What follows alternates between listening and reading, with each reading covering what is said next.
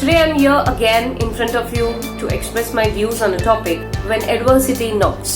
संघर्ष अपना अपना, the struggle of an individual. इस टॉपिक को लेने के पहले मैं आपके सामने एक स्टोरी नरेट करना चाहूंगी।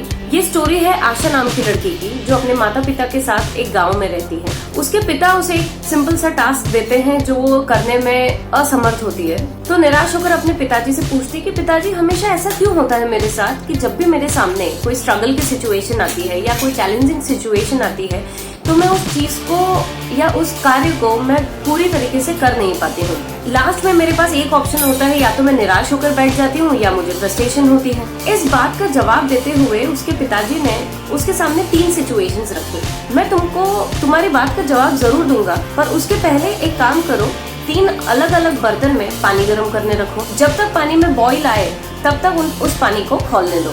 एक में रखो आलू, दैट इज पोटैटो, एक में रखो अंडा यानी कि एग, और दूसरे में रखो कॉफी बीन्स। वो अपने पिताजी से बहुत आश्चर्यजनक होकर पूछती है कि पिताजी ऐसा क्यों? तो उसके पिताजी उसे कहते हैं कि इसे पूरा हो जाने दो, तुम्हें उत्तर अपने आप मिल जाएगा। पानी बॉईल होता है और ग्रेजुअली जो भी सामान, जो भी चीजें उसने पानी के अंदर डाली होती है उनमें अपने आप परिवर्तन आने लग जाता है। तो उसके पिताजी इस बात पे उसको जवाब देते हैं कि देखो, हमने आलू को बॉइलिंग वाटर में डाला था तो वो सॉफ्ट हो गया, जबकि उसकी नॉर्मल टेंडेंसी कड़क होती है। अंडा जो कि बहुत ज्यादा फ्रेजाइल होता है, हमने उसे पानी में डाला तो वो हार्ड हो गया। इसी तरह हमने कॉफी बीन्स डाले तो वो पानी में घुल के एक नया अरोमा और एक नया टेस्ट डेवलप करते हैं।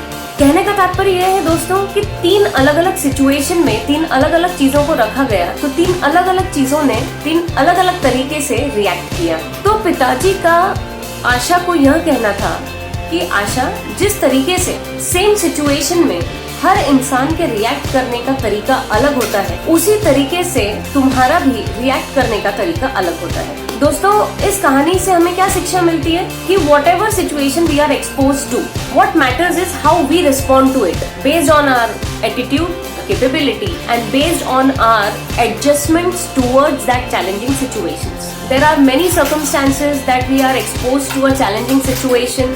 What we do, या तो हम थक हार के बैठ जाते हैं या हम फ्रस्ट्रेट हो जाते हैं, एंग्जाइटी होती है हमें, बट हम कभी ये नहीं सोचते कि ये सिचुएशन अगर मेरी लाइफ में आई है तो मुझे क्या करना चाहिए।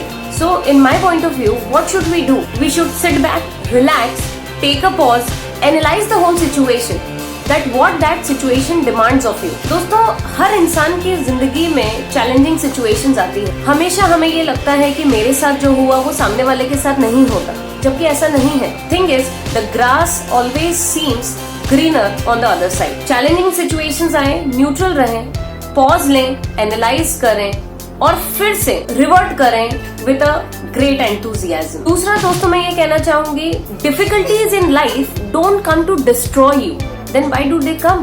They come to know whether you are capable enough, you can handle the situation or not. That's all for the day. Stay tuned, like, share and subscribe, and please don't forget to share. Thank you.